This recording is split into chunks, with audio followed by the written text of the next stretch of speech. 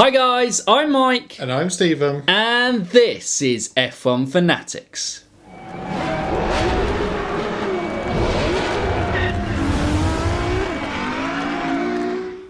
Welcome back to another F1 Fantasy Weekly, and we are still in the sub-series that is the predictions. Last week we were predicting our teams based on what we had done in the video the previous week, which was predicting the prices of the drivers in F1 this year. And so obviously if you hadn't checked out those previous two videos before, there will be links to those videos at the end of this one. But yeah, there's lots of predicting going around. It is indeed. Predictions based on predictions. Yeah. Based on predictions. The prediction cycle. But this week, we're still predicting. Yeah. But not on our predictions. No. We're taking it back. And we're going to do some serious predictions on the season ahead, I guess. We are indeed. So yeah, the last two have been fun, but this one is our kind of ones to watch. So kind of drivers that we think are going to be low price but yield high points returns. Or low price for what they are, or what they're driving, kind of thing. Yeah, because there's still a few cars that we don't know. Obviously, testing started today as you're listening on the Wednesday, but it is tomorrow for us as we're recording this on the Tuesday. So it is still a kind of bit of a mystery, and we are actually not far away. A week on Saturday, the 29th of February, the prices for F1 Fantasy Weekly will go live. But this is the end of the prediction series, and what an end to the predictions it is. Oh, yeah. So, Stephen, who are we going to start off with first? Who is our first ones to watch? I'm going to kick off at the top and go Sebastian Vettel. Now, we think his price is going to come down this year, but we both think he's going to have a good season. Maybe less think, more hope. I mean, hope is probably a better word in this situation. Logically, you'd say there's going to be same old, but we're hoping a resurgent Vettel. He did have a good back end to the season. Like Bottas was a cheap pick last season out of the top boys. I think Vettel could be that cheap pick. I think he could be more. Leclerc will be more expensive. Yeah. And Vettel will be the better option out of the Ferrari drivers. Yeah. And Ferrari are always a mystery and ones to put in a ones to watch. This is kind of right on the cusp of it because obviously they are a big team. But if Ferrari get it right, he could be a really great fantasy pick. Yeah. I think that's our first guy. Sebastian Vettel. Number 2, Stephen. Number 2? Jeez. I'm picking all of them. Well, I could pick next if you want. I'm going to go for another at the top end, Alex Albon. Now, Alex Albon obviously was the best turbo driver in the second half of the season. I think in only one or two of the races he wasn't the highest. And like we discussed in our kind of reviews of the season, he kind of worked out well. We do think he is going to be the cheapest still out of the top 6. Yeah. Whether he is turbo worthy or not is another question. He may be a price just out of turbo reach, and in that case he probably would. But we're basing him on a ones to watch on the fact that you can turbo, Alex. Well, yes and no. If he's turbo, he's a must. It's not ones to watch. It's you have to have Albon in your team. Because he'll just be getting you the best turbos every week.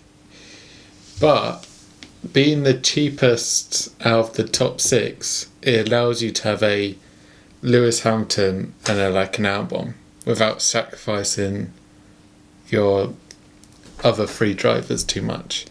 He allows you to have two two drivers in the top three teams while still having quite a solid overall team. Yeah, that is obviously, and he'll consistently score high points. Yeah, decent amount of points. The problem is obviously he will lose out on mainly overtake points. Yeah. And he will most likely not have as many times that he beats Max Verstappen that he did last year, because Verstappen didn't have a great start to the second half of the season. Yeah. Where Albon picked up a lot of points. Yeah. But he's... But just like that second half of the season, if Max runs into a few bad weeks, it's a very good points return for Albon. Very good. And you know, with Albon, he kind of feels the type of driver that if any carnage happens in front of him, he will secure the higher position. Yeah, he's very consistent, and he got that Red Bull car around the track that second half of the season. He did. He finished them all? Or am I forgetting something? I know Brazil was... I believe he finished them all, yeah? Yeah. Every single race. No retirements for Albon.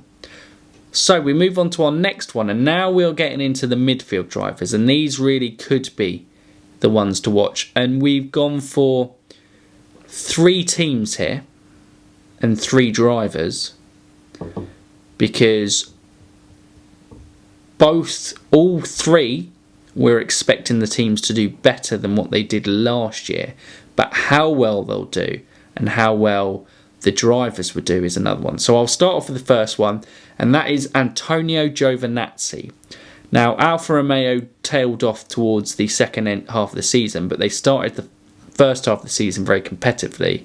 And in that second half of the season, Giovinazzi's performances improved. Qualifying, he was starting to out-qualify Kimi, so those are points there that he can pick up and potentially getting into Q2s and Q3s. And also with Giovinazzi, it is a big year for him to prove, and he could really step up his game in terms of there is the prospect of maybe a Ferrari seat available for him. Exactly. He's had that full season under his belt, and he was coming good at the end of second half. Alfa Romeo, you'd hope they've spent some time developing this car. And yeah, it should be a strong start for them. And he should be cheap. Relatively cheap. We should be. Well, I'd imagine so. I imagine he was one of the lowest scorers last year. Yeah. So I'd imagine we can pretty much firmly place that in terms of value for money, he's going to be a pretty interesting one to kind of put in there. If he can put the performances together, then yeah, he should be good value pick. Our second one out of the midfield picks is Lance Stroll. Lance Stroll, obviously, well, I wouldn't say he's the most popular driver. Yeah. But if you look at his race performances, I think he performs well in races. He got those overtake points, as I think last year he had the most overtakes. I don't know if that was in the whole race or whether that was just on the first lap. So those are points that he can make. But his big letdown was his qualifying and consistently going out in Q1. But if he can sort that, and a second year in the team to maybe try and push Perez, trying to impress and secure that seat with obviously Racing Point becoming Aston Martin in 2021. Yeah. What are your thoughts on Stroll, Stephen? Yeah, I'm hopeful. I'm sure we've criticised him quite heavily in the past. But like I said, that Aston Martin scene 2021, he's just getting more experience. Sunday he's very good, and that's where you can pick up most of your points. Because he's a consistent driver. A bit like Albon, he'll get the car around and take advantage of the carnage in front. So he can pick you up some decent points. I think we're both expecting Racing Point as a team to improve as well. Yeah. And he's certainly, if you're going to back Racing Point to do well, he certainly is a cheaper alternative to Sergio Perez if you wanted to maybe go big on your number one drivers and maybe get a couple of top team drivers in your team and cheap out on your midfield drivers, he certainly is an option in a team that obviously last year didn't do particularly well, but could have a potentially good start to the year and, you know, be a good cheap option straight off. Yeah. We now move on to our last ones to watch. And who else could we end on? Well, there's one more unpredictable team in there. In 2018, they were almost best of the rest, coming 5th place just behind Renault.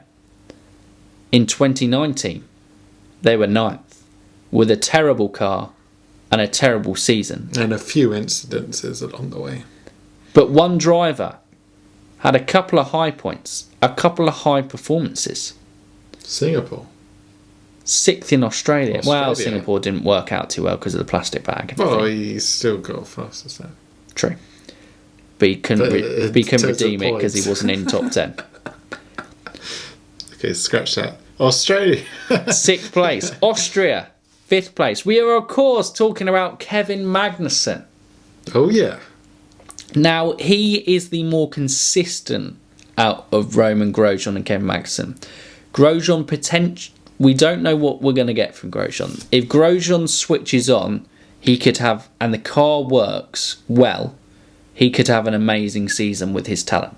We think Grosjean will be the cheapest, but Kevin Magnussen probably won't be that much too much more expensive. No, and Kevin Magnussen brings a certain level of consistency. He's done well in Australia in the past. I think we spoke about it in our kind of when we both selected him last week in our predicted teams. He just kind of feels like a really good... I feel he will be cheap with how low Haas performed last year and how he was winning the kind of teammate battle last year. But, you know, it wasn't... He didn't score massive points. No. So I kind of feel all these three you're gambling. Can this team get it right? Exactly, yeah. We haven't picked anyone from McLaren or Renault because we think they're solid. They're going to be, you know, they're not going to be bargain buys there. You're going to have to invest in those drivers. But Stroll, Magnussen and Giovinazzi,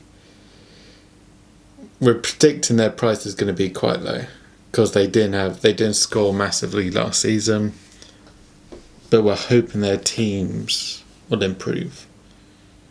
Yeah. And so George Russell, if we were doing this last year, he would have been in there. But George Russell was a fantastic bit. And we think also his price is going to reflect how he did in fantasy last year. And plus he's going to have Latifi to go against this season, which is probably... we still are backing Russell to win, but we're not entirely sure how Latifi might hit the ground running. Yeah. Well, yeah. Well, it's likely that Russell's going to still be smashing those teammate. What's the battles? Thing? Battles. That's the one. That's the word. So he should be still pretty. I can't see his price being that low after last season. But yeah, but that is our drivers' ones to watch in F1 Fantasy for the 2020 season. The ones where we feel the drivers at the start of the game are going to be cheap in relative to the amount of points that they will return, especially early on in the season.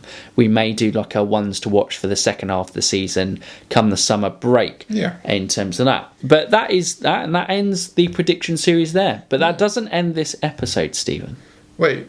Before we go into that, next week, do we need more suggestions? No, because we are going to run through the rules of F1 Fantasy. So the teams being released, we are going to run through the scoring system and how you score your points in fantasy and try and get it in a kind of simplified way that's easy to kind of digest for you guys so that you know exactly how to score points in fantasy. And then we're straight into it. A week after, we'll have all the prices and whatnot. Season preview, and then after that, race preview. Yeah. It is Melbourne literally preview, that close. Melbourne is that close. Yeah. And we're excited. Oh, yeah. Oh, yeah. 2020 F1 Fantasy. 2020 F1. It's going to be brilliant. But especially fantasy. It's going to be great. It's going to be brilliant. It's going to be fantastic. It's going to be amazing. It's going to be tremendous. Well, not sure we can go with tremendous. No, I pushed it a bit too far there.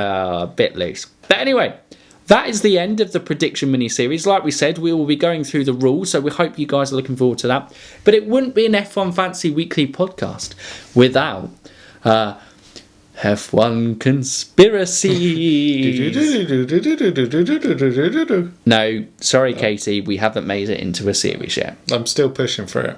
Stephen wants it. He's keen. But no, it is, of course, our resident Kimi moment of the week. And a couple of weeks ago, we were back in 2012. Kimi's returned to F1 after rallying, and he got lost at Brazil. Remember that? Yep. Well, he didn't get lost. The track didn't lay out correctly. Correct. He did not get lost. The layout of Brazil was wrong. So, it was at the German Grand Prix. Back in 2012 again. 2012. A bit earlier from Brazil. Kimi Raikkonen. He's had a good race for Lotus Renault. He's finished third at the Hockenheimring. Oh, yeah. Good result. But Kimi's not one for hanging around. No, he's got things to do. He's a busy man. He wants to get home. Yeah. He wants to move on to the next race or go and see his family or go to a party. Oh. But he's not going to a party. Oh, okay. Phew. Don't worry. Phew. Don't worry. I could see the panic on your I thought face. we're going to have another dolphin incident. We're not nose diving Or or stage stage diving. diving. Yeah, we're not doing that. But no, he was keen to get home. Kimi couldn't be bothered with Gates. There was a key theme in 2012. Gates and Kimi didn't go well. But he didn't want to go through that gate. Didn't want the hassle. So he attempted to vault over a fence into the car park. Wait. So from the paddock, Yeah. is that, okay, job done. He's gone up to get his podium. Yeah. After that, he's gone, I need to get to my car Yeah. to drive home or Yeah. whatnot. So rather than just leaving through the exit Yeah. for drivers or whatnot, Yeah. he's climbed over a fence. Yeah. How tall's the fence? Do But we the know? key word here is attempt. Attempt, okay. Is it I quite- don't know how tall this is, but I would imagine around about hip height. Okay, so not too tall. No. Okay. You know, general like event fencing. Okay, You know, that kind of yeah. bars people in. But he's Yeah. attempted to vault it. It's ended badly. Ah. He's tripped. He's bounced off the bonnet of a parked car. Oh. And he's rolled onto the floor Oh. while his team members watch on in shock of, he's just got a podium for us. Has he broken his arm? What's Kimmy's happened? dead. We're going to have to get Robo Kimmy. Oh no, Robo Kim. But maybe Robo Kimmy is already alive at this point. Maybe that was a malfunction. It was Yeah. like, go to gate. Oh no, tripped over fence. Hit car. Ow! Ow! So yeah, basically, he made a bit of a tit of himself. Tried to be the cool kid, you know. He probably had his kind of snapback on, glasses. Yeah. Tried to vault over the fence. Bam! Slap on a car bonnet, on the floor. Brush yourself off, Kimmy. Get home. Maybe, that was Did embarrassing. he recover quite well? I don't know. It just said quite what his watching team members made of seeing their star driver coming close to breaking an arm can only be imagined. And that was it. That was the end of the story. That was your Kimi moment of the week. Nice. It was So- kind of an F1 conspiracy. The continuation of Robo Kimmy. So by F1 conspiracies, we mean Kimmy's a robot every week. Right. Yeah. But yeah, Nice. there's your Kimmy moment of the week, and the lesson from this. did This was a the- moral lesson, wasn't okay. it? It's like a Dr. Seuss book. Okay, yeah. Yes, you teach your morals. Remember, always use the gate. Always use the gate. Don't vault over the fence, no matter how cool you think you are, because you're going to end up on a car bonnet and you might break your arm. I wonder if he had to pay anything. They'd probably get him to sign it, and the guy would be even happier. Yeah, I guess, yeah. Wouldn't you do that? Kimmy lands on the bonnet of your car. No, but Kimmy was long gone. He would have come back. There's actually. dent in his bonnet. Hit and Run by Kimi Räikkönen. Hit and Run by Kimmy. Jesus, this escalated. But anyway, that is it. That is the end of this F1 Fantasy Weekly podcast. As usual, we give you some serious information in terms of F1 Fantasy and end off with a little bit of carnage in terms of the Kimi moment of the week. And Stephen, what are we going to comment down below this week? Who are their ones to watch? Keep it simple. Yeah. Anything else? No, just ones to watch. Ones to watch. We'll keep it simple. Well, nice and I could easy. say, what F1 conspiracies do you want us to look at next week? Do. So comment down with your ones to watch for next week. And if they are new around here, Stephen, what can they do? They can like and subscribe and ding that bell. They can. Because if they do that, they can keep up to our latest content. Which means every Wednesday at 6 p.m. UK time, you can get your Fantasy Weekly fix all through the season. We'll be here every week. Oh, yeah. Reviews, previews. Every Wednesday. Pre-review. Previews and reviews. Exactly. Reviews and previews. What more could you want? Oh, yeah. We got it all. But guys, we hope you enjoyed that. And for now, you F1 fans, keep racing.